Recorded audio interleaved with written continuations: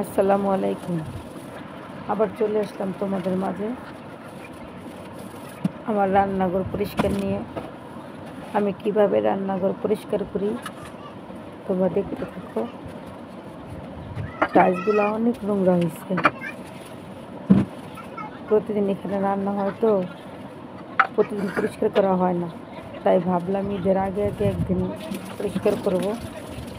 আর মাঝে মাঝে যখন অতিরিক্ত ময়লা হয় তখন আবার পরিষ্কার করে ফেলি।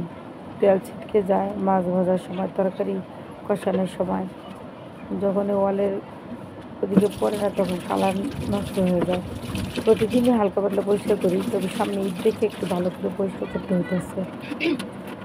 আমার রান্না শেষ, আগেই রান্না করেছি, অল্প কিছু রান্না করলে করছি এত কিছু মাথা দিয়ে।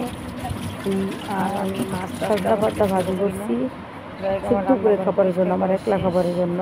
এখন আমি ভালো করে তাই ভাবলাম এত কিছু করে কী করবো।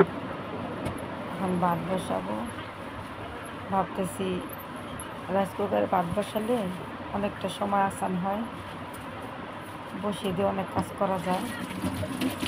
এর ফাঁকে আমি রান্নাঘরে যে বেসিন টেসিনে আশেপাশে যা চেষ্টা করি ময়লাগুলা, ওই কাপড়টা ধুয়ে নিলাম,